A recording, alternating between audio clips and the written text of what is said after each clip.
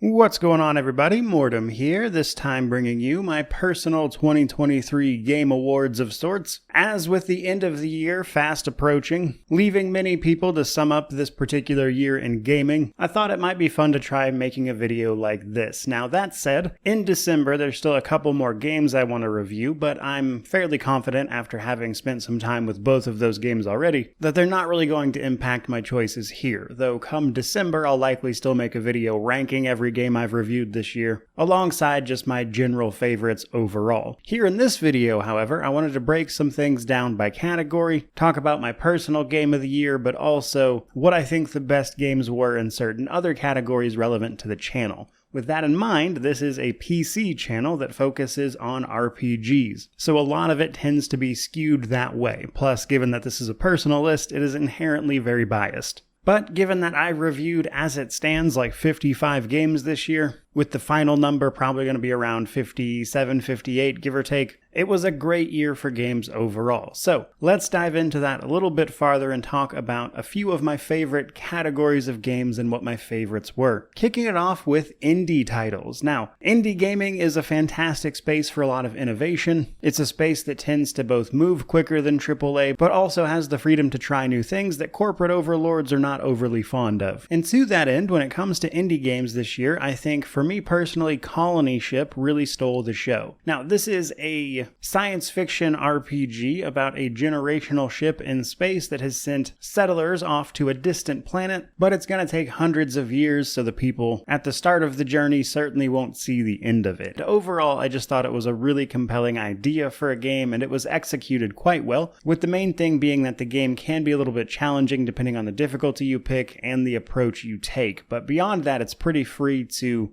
be approached from a variety of angles, both combat and non-combat, stealth, charisma, etc. You name the usual suspects, you'll find it here. And to that end, it's a game that I enjoyed quite a lot. Now, moving right along to the action side of things, when it comes to action games this year, I particularly enjoyed, in terms of the gameplay, both Jedi Survivor and Armored Core 6. But ultimately, I've got to pick Armored Core 6 here, which is largely down to the fact that the PC launch of Jedi Survivor was very poor. In my own review, I noted that it was a great game, but the PC version was essentially busted. And because of that, again, it's got to go to Armored Core 6, a game I was not initially planning on reviewing at all, but I got talked into trying it and I had a blast with it. Really glad I stepped outside of my own comfort zone there, but Armored Core 6 puts you in the role of a mech pilot on the planet of Rubicon as you navigate through a series of missions all about utilizing your mech and shooting everything that moves, essentially. It's a great game, there's a ton of customization and variety to the build and approaches, and the actual minute-to-minute combat and gameplay around moving your mech and everything is just incredibly well done. It's a game I enjoyed much more than I initially ever thought I would, and I'm really glad I tried that one out. Next up, we've got the TRPGs. Now, this year has been a pretty solid year for TRPGs, but I would honestly say nothing compared to last year where they were just coming out every other week. This year saw entries such as Showgunners, Jagged Alliance 3, War Tales, etc. But my personal favorite really has to go to Aliens Dark Descent, both for the novelty of it being a real-time TRPG, which is a bit of a rarity, as most of these games go the turn-based XCOM route, but also with the fact that it was just incredibly well done. Obviously set within the Aliens franchise, I wasn't really expecting a game like this to be able to maintain the certain amount of tension and fear that the Aliens franchise exudes, but somehow they managed it and it's all done really, really well. A game that surprised both me and I would say just about everyone else, as it had a very, very positive launch because it was a ton of fun to play, which is naturally what it's doing on this particular list or award, if you will. Now, next up, I have a bit of a fun segment here with the award not so much from me, but rather my son, who is just about to turn 5, and what game he enjoyed, because you see, as someone who essentially works from home playing video games, I spend a lot of time doing that with my young son, who is at the very least around while I'm working, if not just outright playing with me. So I thought it would be fun to talk about a few games he in particular took a good shine to this year, and bizarrely, the two that he liked the most could not be less related, as they are Diablo 4 and Sea of Stars. Though if I had to pick one of the two, he was definitely more interested in Sea of Stars, which naturally does have a sort of kid-friendly art style, but what he in particular enjoyed that surprised me a little bit was that the timing involved in some of the turn-based battles, such as getting attacks to do more damage by bouncing a projectile back and forth, or attacking and blocking at the right time to deal extra damage or reduce more damage, is what he enjoyed the most. He especially enjoyed bouncing the Moonerang ability from Valerie, and a significant amount of that game was played directly with my son as he enjoyed it that much. So when it comes to a kid-friendly or family-friendly game, I have to give it to Sea of Stars on that one. Next up, I wanted to talk about my favorite Soulslike, as this year saw the release of a fair few of them, such as Wolong, Lies of P, Lords of the Fallen, but if I were to pick a personal favorite, it would definitely be Lies of P, for a variety of reasons, not the least of which is its presentation and overall atmosphere, you could say, but the thing I enjoyed the most about it, just to give a more specific example, is actually the weapon customization. You see, many Souls-likes rely on things like attribute scaling for your weapons in order to deal more damage effectively across the entire game and New Game Plus modes. Well, Lies of P allows you to change and approach that scaling by changing out the handle on an individual weapon, which will change both the way it swings, as well as potentially what attribute it is scaling off of, and because of this, you can make a wide variety of different weapons with different skills and abilities that give you a ton of customization even if you're playing around with essentially the same set of weapons, which is just one of many things I really enjoyed about Lies of P, which is why it just ever so barely managed to push out Lords of the Fallen for this one. Next up, I wanted to talk about my favorite DLC expansion that came out this year, which pretty handily goes to the Phantom Liberty. There were only a few big DLCs launched this year for games that I play at the very least, and while there were a few good ones, like Owlcat's recent Lord of Nothing DLC, which I enjoyed, it really has to be said that Phantom Liberty takes the cake, as it is not only a really fun bit of spy thriller story for Cyberpunk,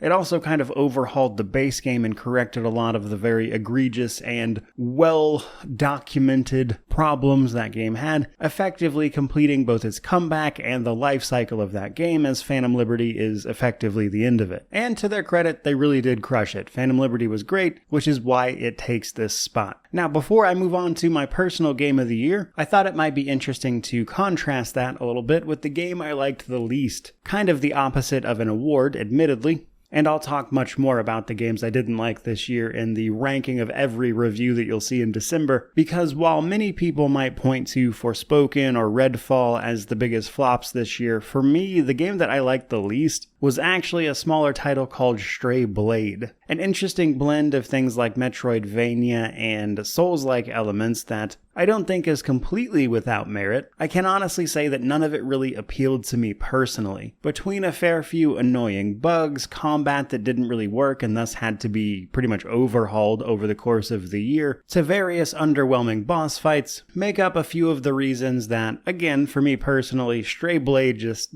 kind of fell flat in a lot of places. Again, it's not without merit, and I can see where some people would enjoy it, especially if the price is right, but I just wasn't feeling it. And now, with the exact opposite of that, we have my personal game of the year, which is almost certainly not a surprise to much of anyone at all, to be Baldur's Gate 3. A huge game for the channel, as I both covered it extensively before and after its launch with all sorts of content, did about 11 playthroughs personally. I'm sure it will easily be my most played game this year, and what Larian did with that game is truly remarkable in a lot of ways. And while yes, as I do love that genre pretty intently, that is to say CRPGs, and so there are a fair few things I could nitpick and complain about, if only from a place of love, it is indeed really a great game, which is why I was compelled to make so much content on it, and I'm very happy to see that a CRPG like that has a genuine shot of actually winning the full-on Game of the Year award at the Game Awards proper, which was borderline unthinkable prior to this year. So in many ways, Baldur's Gate 3 is kind of just one of those landmark games that you're definitely going to be hearing about for a while, and as a channel that covers that genre extensively, it's certainly no surprise it made an appearance here. But as you can see from the rest of this list, it wasn't the only great game I played this year, and this is just the categories of games that are relevant to this channel, not to mention the many other genres of games that saw some pretty fantastic releases. And with that exact thought in mind, I would love to hear about what games really wowed you this year, what blew you away. As I love video games, I love the community around them, and I'm honored to get to share my opinions about things like this with you. So do be sure to leave a comment down below letting me know all about it. That's going to do it for this video. I certainly hope you enjoyed it. If you did, like, comment, subscribe, all that YouTube jazz. But regardless of any of that, truly, just thank you so much for watching. I really do appreciate it. May you wander in wisdom and have an amazing day.